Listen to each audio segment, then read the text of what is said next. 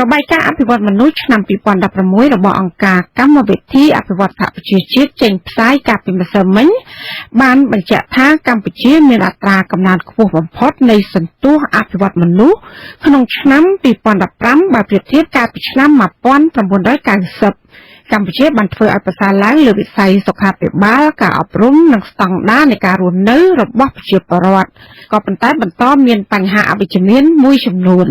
ចាប់ពីរដ្ឋធានី Washington លោកមានរិទ្ធរាយការណ៍អង្គការកម្មវិធីអភិវឌ្ឍសហប្រជាជាតិបញ្ជាក់ថារវាងឆ្នាំ1990និងឆ្នាំ2015អត្រាកំណើនប្រចាំឆ្នាំជាមធ្យមនៃសន្ទុះអភិវឌ្ឍមនុស្សនៅកម្ពុជាស្មើនឹង1កណ្ដោសញ្ញា 84% ខ្ពស់ជាងអត្រាកំណើនជាមធ្យមក្នុងតំបន់អាស៊ីនិងអាស៊ីបូព៌ាដែលបច្ចុប្បន្នស្មើនឹង1កណ្ដោសញ្ញា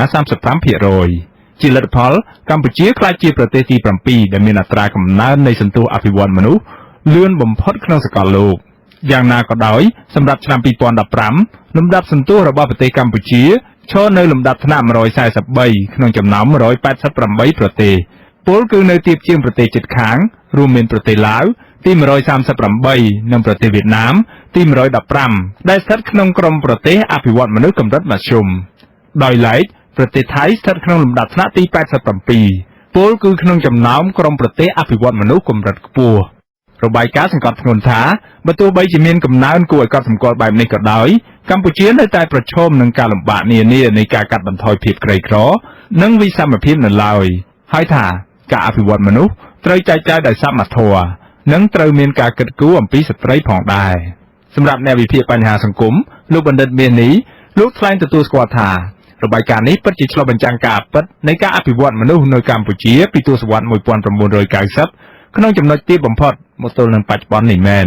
ក៏ប៉ុន្តែលោកថាកម្ពុជានៅជួបប្រទះនឹងបញ្ហាប្រឈមជាច្រើននៅក្នុងការអភិវឌ្ឍមនុស្សនេះទូយ៉ាងដូចជាសម្រាប់វិស័យអប់រំកម្ពុជាផលិតធនធានមនុស្សបានច្រើនត្រឹមតែចំនួនតែខ្វះគុណភាពហើយថាមានការកើនឡើងខ្ពស់នៃចំនួនក្មេងបោះបង់ចោលសាលារៀនបញ្ហាចំណាក់ស្រុកនិងការធ្វើការងារខុសជំនាញជាដើមដោយឡែកសម្រាប់វិស័យសុខាភិបាលសេវាកម្មសុខភាពនៅតែមានតម្លៃខ្ពស់ដែលប្រជាពលរដ្ឋក្រីក្រពិបាកនឹងទទួលបានសេវាកម្មនេះហើយថាពលរដ្ឋនៅតែមានកង្វះទំនុកចិត្តលើប្រព័ន្ធថែទាំសុខភាពនៅកម្ពុជានៅឡើយតាមរយៈការជ្រើសរើសទៅព្យាបាលសុខភាពនៅក្រៅប្រទេសជាដើមសម្រាប់ជីវភាពរស់នៅប្រចាំថ្ងៃរបស់ប្រជាពលរដ្ឋ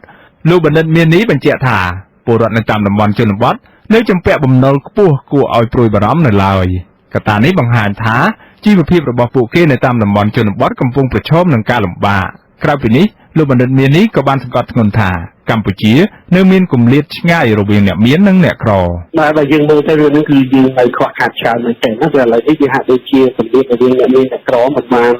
ថមថយទេវាដូចជាឃ្លាតគ្នាកាន់តែខ្លាំងទៅហើយអ្នកក្រនេះក៏ដូចជា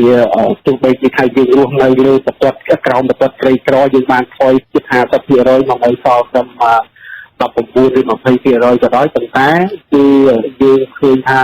ពលរដ្ឋខ្មែរប្រមាណជាង 50% ឬក៏ 60% អត់ទាន់បានដើរទៅណាឆ្ងាយពីលើប្រព័ន្ធនោះទេ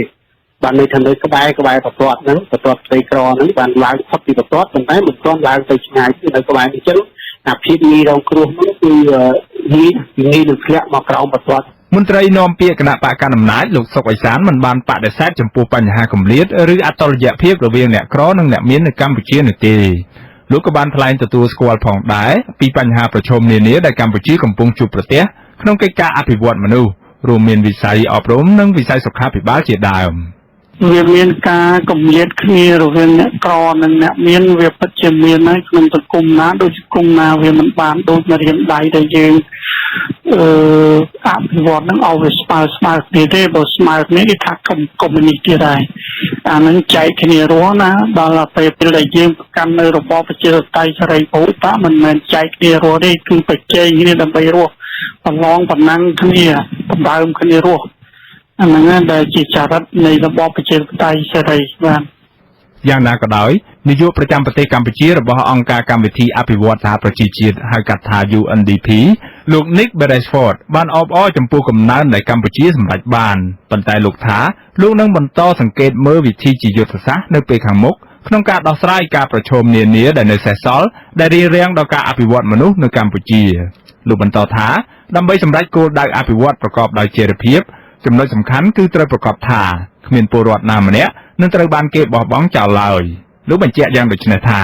យើងចង់ធ្វើឲ្យប្រកបថាក្នុងបណ្ដាឆ្នាំខាងមុខនេះប្រជាជនកម្ពុជាកាន់តែច្រើនឡើងបានឃើញពីការប្រែប្រួលដ៏សំខាន់ចំពោះសុខុមាលភាពរបស់ខ្លួនហើយថាការអភិវឌ្ឍមនុស្សពិតជាសម្រាប់មនុស្សគ្រប់គ្នារបាយការណ៍អភិវឌ្ឍមនុស្សឆ្នាំ 2016 កំណត់និយមន័យថាការអភិវឌ្ឍមនុស្សគឺសំដៅលើអ្វីៗទាំងអស់ពាក់ព័ន្ធនឹងសេរីភាពរបស់មនុស្សពលគឺសេរីភាពក្នុងការសម្រេចបានសក្តានុពលពេញលេញនៅក្នុងជីវិតមនុស្សម្នាក់ៗមិនមែនសម្រាប់តែក្រុមមនុស្សខ្លះឬបុគ្គលមួយចំនួននោះឡើយប៉ុន្តែសម្រាប់គ្រប់ជីវិតមនុស្សទាំងអស់ដើម្បីធានាបានការអភិវឌ្ឍមនុស្សសម្រាប់គ្រប់គ្នារបាយការណ៍គូបញ្ជាក់ថាដោយគ្រាន់តែកំណត់ស្ថានភាពអត្តសញ្ញាណនិងមូលហេតុដែលបណ្ដាលឲ្យមានទុរគតភាពនៃក្រុមមនុស្សដែលត្រូវបានគេបោះបង់ចោលក្នុងសង្គមគឺមិនគ្រប់គ្រាន់ឡើយ